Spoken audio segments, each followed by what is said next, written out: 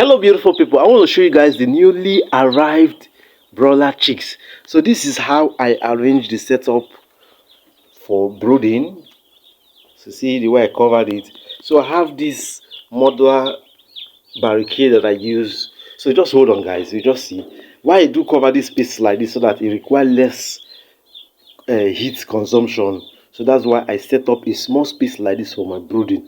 So you just watch, because it's quite cheaper for you to heat up a very small space than when you're heating up a very big space. You know, some persons will start to heat up the whole of this room, you know, take all the stress of wanting to use this whole room for brooding, you know, by covering everywhere. But I don't want to go through that stress. So this is how the setup looks like on opening them. So I didn't give them much space because this guy just came out from the eggshell yesterday morning. So I just give them a little space, coupled with the fact that I don't have enough lighting source here. So the challenge I'm having with this pen for brooding right now is lighting, because I don't have a solar system light up for this pen. So what I used last night was just this small solar torch, which will not really last for too long. So that's why I didn't space them. So later today I will be making arrangements to get a solar lamp that will be in here for these guys, and the solar lamp I will be getting for these guys will just be something that will be running only at night. So during the day I will still need to get a transparent zinc that will allow lighting to penetrate into the zinc, so as to get to these guys, so that they will have access to lighting. So let me take you guys through on the arrangement we have in here. I didn't have available newspapers for the beddings on the floor, so I used this feed bag. I just open it up, spray it on the floor, so that their feet can be spread on the floor. So if you can see, it's white. Is the feed bag that I use so as for me to be able to spread the feed on the floor. To some extent, I'm just noticing that the space is just too tight for them. So what I'll be doing this morning, I'll be expanding this space for them. That will be after getting the transparent zinc, so that they get enough spacing for them to be able to eat. Because I just noticed that there's so much of waste of food on the floor that's been soaked from their water touching the leg from this watering can and into the space. And part of the reason why I'm not using nipple drinker here is because of how getting a better means of covering this space, because I'm supposed to position the nipple drinker can, watering can, somewhere around there.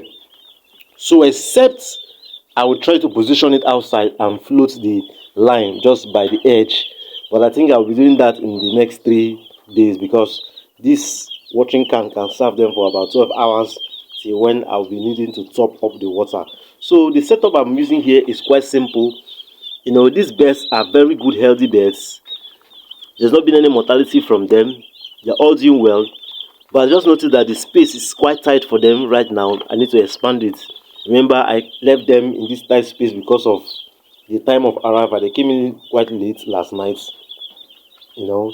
So I didn't want to take the stress of giving them a very wide space because of, number one, heat and the lighting. Because I didn't want to spend much on heat, and the lighting source I was using was a very small one. The illumination level is quite low, so I just had to give them a small space that they will just stay for the night. Then during the day I'll set them up. So later today I'll be stepping out to get transparent zinc. After getting transparent zinc, I'll then expand this space a little bit for them, and I also make provision for a better lighting source for them at night. So you see, I'm just using one feeder, one of that plastic feeder, and this old tray feeder that I'll have in here, of which in the next, in fact, maybe by tomorrow, when I'll be spreading wood shavings on this floor, I'll definitely take off this tray and just leave them on the litter directly. So guys, these guys are doing amazing well. If you're new to this channel, please check out the videos I've done about brooding to get more information on better means of how to brood your chicks to get better results. There's every possibility that you can brood chicks without having mortality. Yes, it's very much possible. So you just watch my videos and get to learn the tips and the tricks on how to achieve that, and you'll be amazed on the difference it will make in your farm. So these guys are doing amazingly well. Check them out. They're doing nice. I just need to increase the heating from the way they are clustering around this stove, that means the heat needs to be increased. I need to increase the heat for them, because one thing with this pen is that it can be quite cold during early hours of the day. I told you guys that this pen has a decking which helps to absorb any form of heat, that it doesn't get to this, because there's a roof before this decking and the walls are hollow block walls. So, and the way this building was positioned is positioned in an east-west direction, that sun rays do not come in from this window area. It's just only from these side walls. So guys, these guys are doing amazing well. These are the new badge that we brought in to our